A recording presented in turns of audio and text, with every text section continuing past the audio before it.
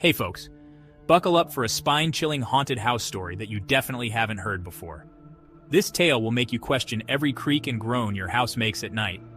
I'm going to take you to a remote, forgotten corner of Vermont. It's a place where the fog rolls in thick and the woods seem to whisper secrets. Our tale begins with the old Stanton House.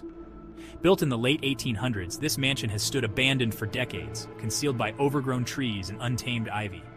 But the house wasn't always this way.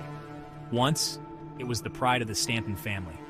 Until one fateful night in 1923, the story goes that the Stanton family was hosting a grand party. The elite of society gathered in their finest attire, the mansion lit with flickering candlelight and filled with laughter. But as the clock struck midnight, the laughter abruptly ceased. A blood-curdling scream echoed through the halls. Guests rushed to the source of the sound, the grand staircase. There, they found young Amelia Stanton, the youngest daughter of the family, lying lifeless at the bottom. Her eyes wide open, filled with terror. An investigation ensued, but no cause of death was ever determined. The only clue was a single chilling word whispered by Amelia's older brother Thomas, before he vanished into the night. "It's here." The family fell apart after Amelia's death. One by one, they left the mansion, each claiming they had seen the ghostly figure of a young girl wandering the halls at night. By the early 1930s, the house was completely abandoned, but the legend of Amelia's ghost only grew stronger. Fast forward to 1985, a group of college students intrigued by the tales decided to spend the night in the Stanton house as a dare.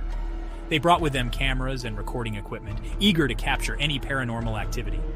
As soon as they stepped inside, the air grew thick and cold. The walls seemed to pulse with an unseen energy. But it wasn't until midnight that things took a terrifying turn. The cameras began to malfunction, recording only static. One of the students, Claire, heard a faint whisper. She turned, and there, at the top of the grand staircase, stood a shadowy figure.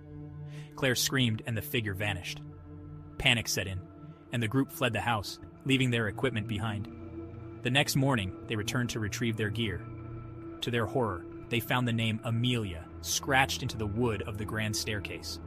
Since that night, no one has dared to spend more than a few minutes inside the Stanton house.